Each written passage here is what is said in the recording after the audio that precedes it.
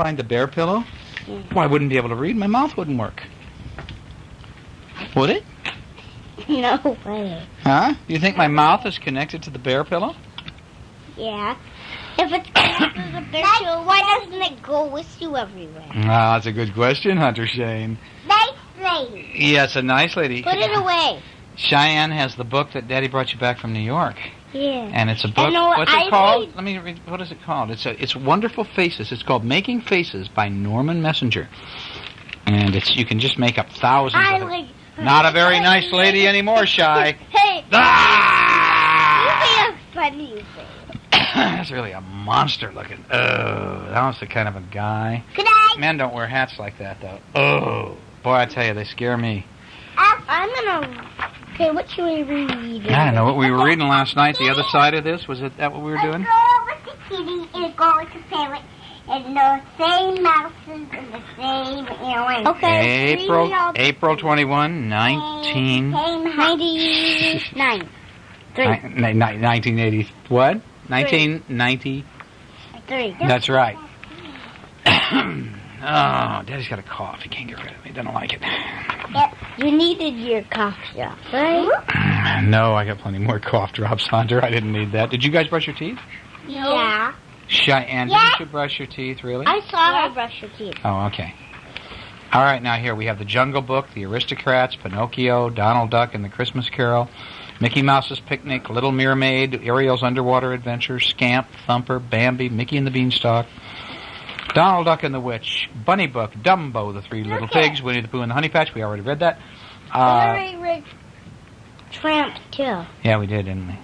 I don't know, did we? Is that the one we read? Yeah, we did. We recorded it. Okay. Now, then, what do you want to read? I want to read the Aristocats. Or there's Snow White and the Seven Dwarfs. The movie's coming out with that. You know, we'll take you to the movie this summer. Did you see that? Daddy saw that when he was a little kid. I never saw it. Oh, that's an ugly man, Cheyenne. No, let's read the Aristocats. Okay. I never even knew of the Aristocats. It's one of Jessie's favorite movies when she was a little kid. It didn't make any impression on me either. But I guess it did on Jess. So, sister liked it. You guys called Jessie up all on your own on the phone tonight, didn't you? Yeah, but Cheyenne made me hang up. Well, I know, but you talked to her for the better part of an hour.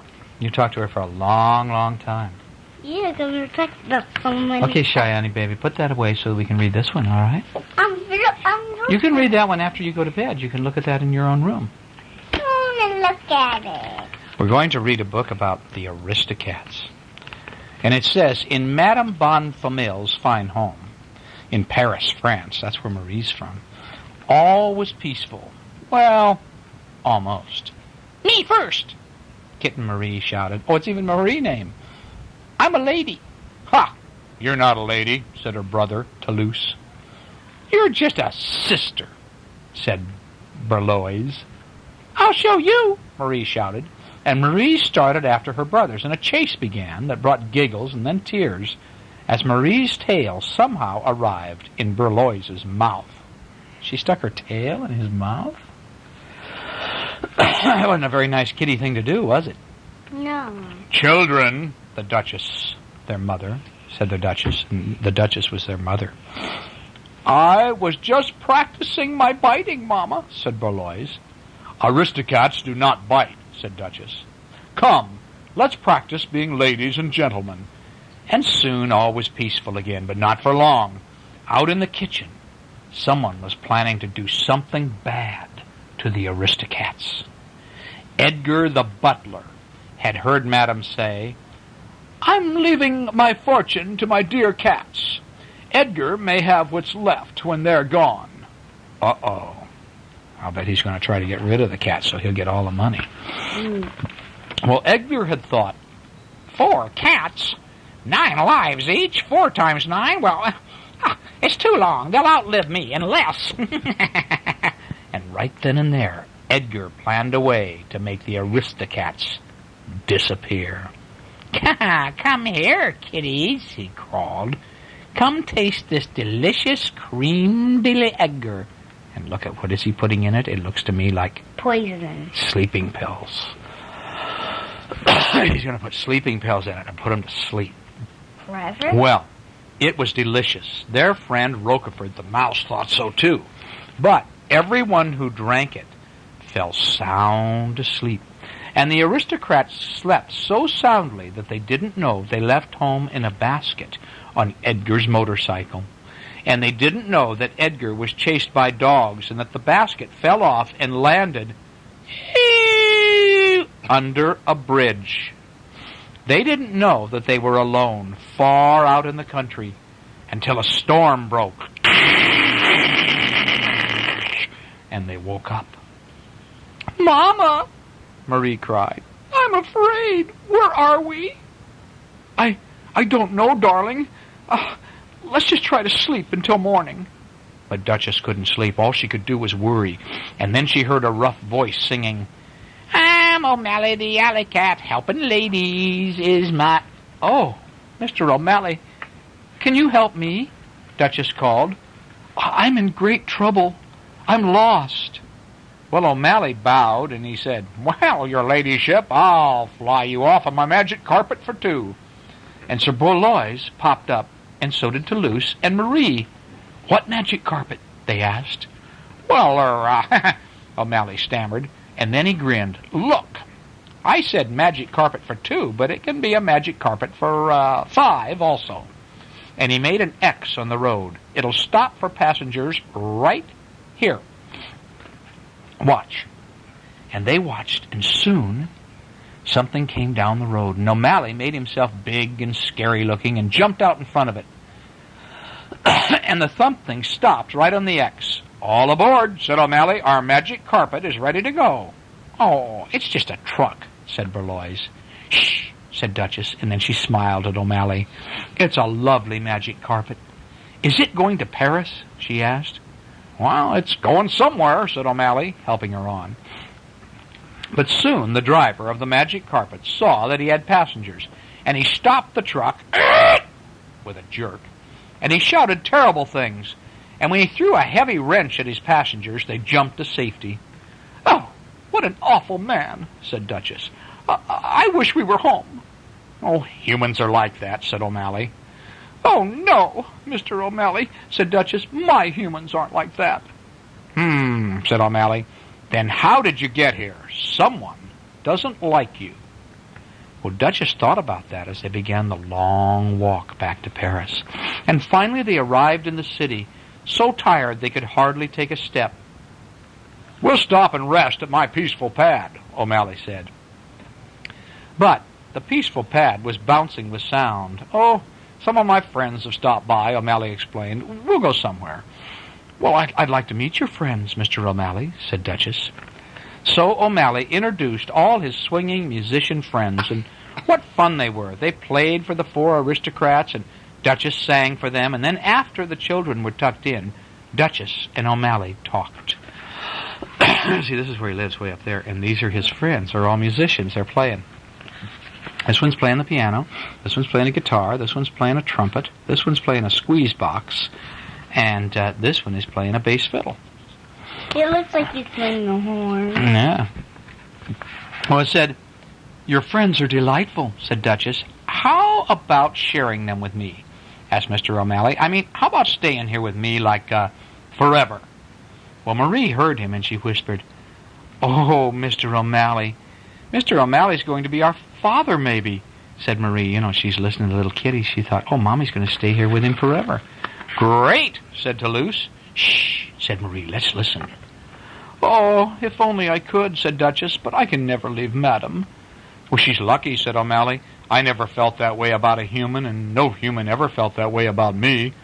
And he sighed. "Oh, well, I'll take you home." And so the next day O'Malley watched as Edgar opened the door for the Aristocats. Uh-oh, Edgar is a bad guy. "Well, oh," said Edgar, "you're back. I mean, how nice to see you back." "Looks like they don't need me anymore," said O'Malley. "Looks like they don't need me anymore," said O'Malley, and he turned away sadly. But O'Malley was wrong. The first thing Edgar did was put Duchess and her children into a bag. He grabbed them and he tossed them into the sack. And then when he heard Madame call, "Are my little dears back? Did I hear them come in?" Edgar popped the bag of cats into the nearest container and went to answer Madame's call. And the 4 aristocrats were scared to death. They were so frightened. What would happen to them now? And then the Duchess remembered Roquefort the mouse. "Get O'Malley," she cried. She called. And she told him how to find her friend. "Hurry!" What are the names? Well, this one is O'Malley, and this is Duchess, and then here's Marie, and this is probably Roquefort. This is probably Toulouse and Belois. See, aren't they cute? And there's old O'Malley, and there's Duchess. Okay, so Duchess cried. Look at this guy, bad old Edgar, stuck him in this box, this trunk, and so what Duchess did was call out to Roquefort the little mouse, and Roquefort, "Run!" And he ran out as Edgar came back with the trunk. "Now," Edgar said, "you're going in the trunk to Timbuktu, and you're never coming back." Often, the baggage truck, you go onto the baggage truck, you go, and away forever. And he opened the door. But suddenly, alley cats were everywhere. They jumped in the door. When he opened the door, all the cats, because O'Malley got all of his friends, so they all jumped in the door of the apartment. They jumped on top of O'Malley. They jumped everywhere. 2 of them unlocked the trunk and let out the aristocrats, and some, with a little help, put Edgar inside. And now someone else was on his way to Timbuktu. And there were some happy cats who were very glad to stay home. Listen, you can hear a rough voice and a lovely soft voice and 3 little voices singing. "Oh, we're Mr. and Mrs. O'Malley, we're the 5 Aristocats." And so she got married to him, and so they had a nice family. Let me count them. 1, 1, 2, 3, 4, 5. That's right, there's 5. 1, 2, 3, 4, 5. 5 of them, aren't there? All righty, pretty good story. Do you like that one? Yes, I like the guy. What about Snow White and the 7 Dwarfs? Yeah. It says, long ago, in a faraway kingdom, there once lived a lovely young princess named Snow White. And her stepmother, the queen, was cruel and nasty and vain. And she hated anyone whose beauty rivaled her own, because she watched her stepdaughter with angry, jealous eyes. And then she would go to the mirror. The queen had magic powers, and she owned a wondrous mirror that spoke to her. And every day she stood before it and she asked, "Mirror, mirror on the wall, who is the fairest one of all?" And every day the mirror answered, and it said, "You are the fairest, O queen, the fairest all eyes have ever seen." Well, as time passed, Snow White grew more and more beautiful, and the queen grew more and more envious, so she forced the princess to dress in rags and work in the kitchen from dawn to dusk. And despite all the hard work, Snow White stayed soft and sweet and gentle and cheerful, and day after day she dreamed of a handsome prince who would come and carry her off to the castle. And one day, when the queen spoke to her mirror, it replied with the words she had been dreading. "Mirror, mirror on the wall, who is the fairest of them all?" And the mirror said, "Fair is thy beauty, Majesty, but hold, a lovely maid I see, one who is more fair than thee. Lips red as a rose, hair black as ebony, skin white as snow." Uh-oh, it's Snow White, isn't it? Yeah. "Ah! Snow White!" shrieked the angry queen. "She must be destroyed." Well, the queen went for the huntsman. She sent for the huntsman. "Take Snow White deep into the forest," she said, "and there, my faithful huntsman, you are to kill her." Well, the unhappy man begged the queen to be merciful. "Please don't make me do it, please." But the queen said that she would not be persuaded, and she said, "Remember my magic powers. Obey me, or you and your family will suffer." So the next day, Snow White, never suspecting that she was in danger, went off into the woods with the huntsman. And when they were deep in the woods, the huntsman drew his knife to get Snow White. And then suddenly he fell to his knees and he said, I can't kill you. Forgive me, sweet princess. It was the queen who ordered this wicked deed. The queen? Gasped Snow White. Yes, the queen. She's mad with jealousy, said the huntsman. She'll stop at nothing to destroy you. Quick, run away and don't ever come back. I'll lie to the queen. Go now, run, save yourself. Well, frightened, Snow White fled through the woods. Tangled branches tore her clothes. Huh? I know where the Snow White lives. Where? Where the White lives. It's 7 doors. Okay, well, let's wait. There. I know, that's a picture, isn't it? Well, let's wait till we get to the story. It says tangled branches tore at her clothes, and sharp twigs scratched her arms and her legs, and strange eyes strayed from the shadows, and danger lurked everywhere. And Snow White ran on, and at last she fell wearily to the ground and began to cry. And the gentle animals of the forest gathered around her, and they tried to comfort her. It's all right, Snow White, they said. It's okay. It's okay, Snow White. And chirping and chattering, they led her. Look, see, there's the animals.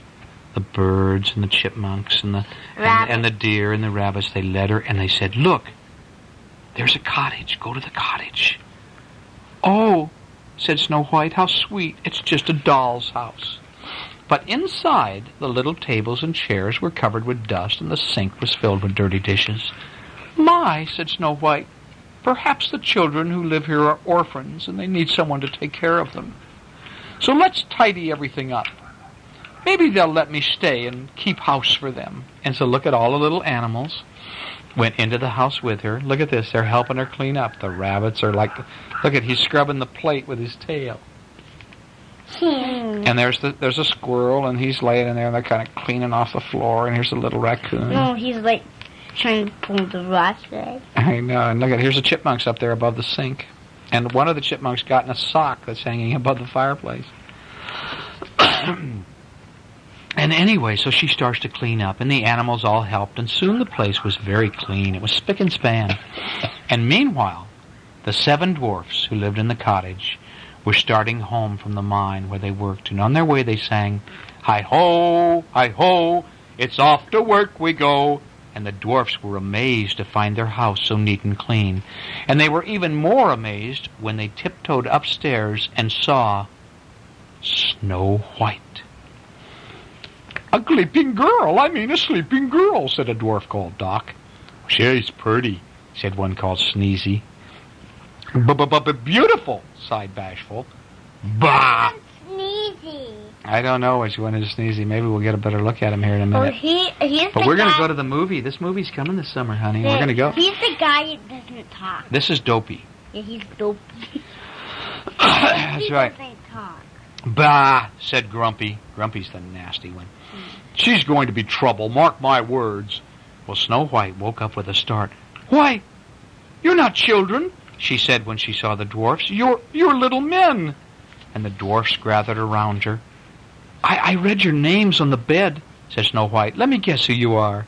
You must be Doc, and you must be Bashful, and there's Sneezy, and Sleepy, and Happy, and Dopey, and you must be Grumpy. And when Snow White told the dwarfs of the queen's plan to kill her, they decided that she should stay with them. Oh, we're asking for trouble, huffed Grumpy. But we can't let her be caught by the wicked queen. Wicked queen, Grumpy. said Doc. That's Grumpy. That's Grumpy. See Grumpy there? Here. And so that night after supper, they all sang and danced, and they made merry music. And Bashful played the concertina, And Happy tapped the drums, and Sleepy tooted the horn, and Grumpy played the organ, and Dopey didn't know how to sing or play a tune, but he was very good at wiggling his ears. He wiggled his ears. Doodle-doodle-doo. Snow White loved her new friends, and she felt safe at last. But the Queen had learned from the mirror that Snow White was still alive. The mirror told the Queen, Snow White lives in the forest with the 7 dwarfs. This time, she hissed, I'll finish her. And with a magic spell, she turned herself into an old peddler woman.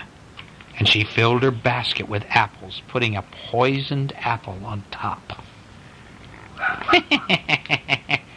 Oh, yeah, one bite, and Snow White will sleep forever. And then I will be the fairest in the land. So she made herself into a witch, didn't she, magically? But the Queen's stupid. Well, I think she's stupid. She's stupid and Moon. I know, she's mean. Stupid off. She's mean, too, isn't she? Yeah. Well, next morning, before they left for the mine, the dwarfs warned Snow White to be on their guard. Beware of strangers, said Doc. Right, said Grumpy. Don't let anybody or nothing in the house. Oh, Grumpy, said Snow White, you do care. I'll be careful, I promise. And she kissed him and the others, and the dwarfs went cheerfully off to work. And as they go off to work, they'd sing, Hi-ho, it's off to work we go. Hi-ho, it's off to work we go. Hi-ho.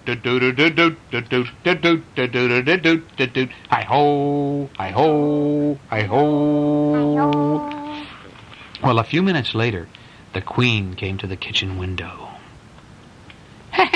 Baking pies, dearie, she asked.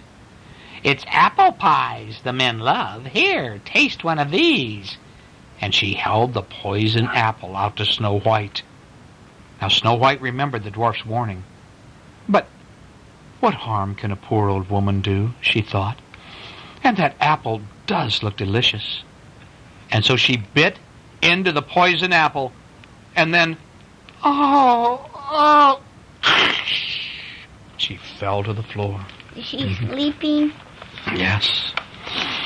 Now, after being told by the birds and the animals that something was wrong, the dwarfs raced back to the cottage, and they saw the Queen sneaking off, and they ran after her. And as storm clouds gathered and rain began to fall, the dwarfs chased the Queen up a high rocky mountain. Up they went to the very top, and then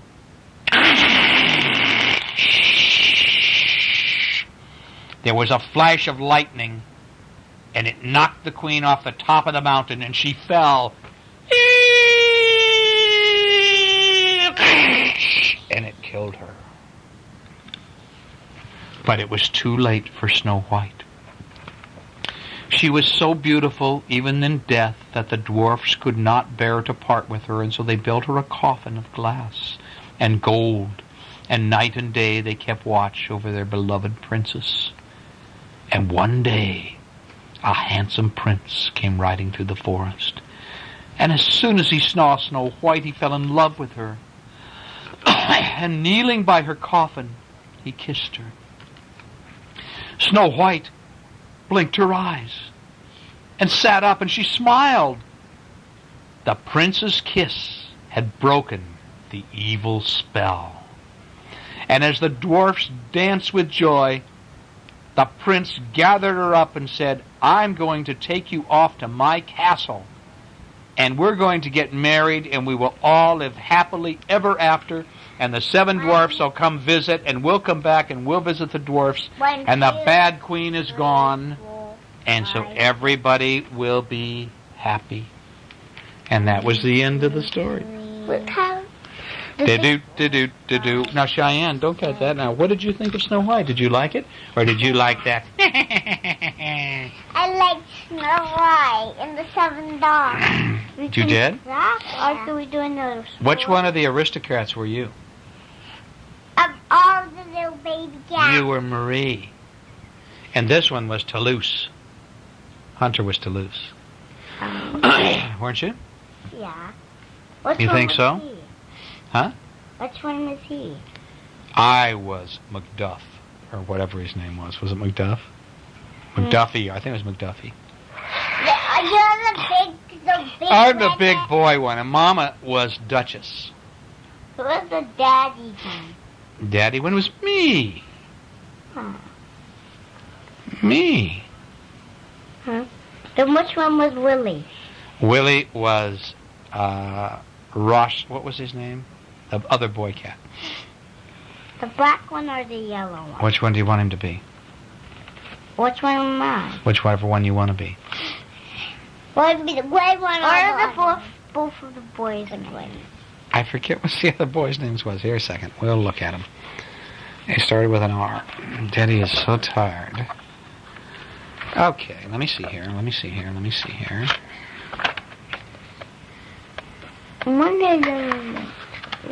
The Aristocats. Oh, I remember Toulouse's name. Don't you? Oh, Berlois. Berlois, Toulouse, and Marie. Berlois, Toulouse. Toulouse.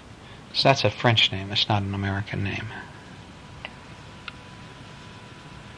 I'm the yellow cat. Okay, then Willie's the black cat, right? Mm-hmm. And I'm the white cat. Did you help your mama finish up with the painting today? No. No. Didn't you? I know she would say no. Really? She didn't want you to paint out there? She probably didn't want you to get all painty like you were yesterday. You guys were like a paint trough. You were pretty painted. I didn't want to paint. I was just eating my lunch and drinking a pop. You were? That's what you were doing? Yeah. But you were outside on the deck, right? I didn't get a pop in my lunch. You didn't? Mm. What'd you get to drink? Apple juice. Well, that's better for you anyway. But when I got home, I got to have. You don't have any trouble opening the pops up, do you? Mm-mm. Not any. I don't have to give you a dime like I used to do it? Mm-mm. Okay. You guys are getting so big. You're drawing such good pictures. Yes, you know that? Those pictures of yours today, Cheyenne, I wrote down what each one of the things were that you drew a picture of. You drew a picture of an ant, a snail, a turtle, a ninja turtle, a horse, a zebra, a dog, didn't you? A lady dancing, another lady dancing. Me. Me. Now, this was just Cheyenne yesterday. She's sitting out there drawing pictures, and she drew some wonderful, wonderful pictures. You always draw wonderful pictures, buddy. Yeah, but I can't find some things to draw with. You can't? Why not? I don't know.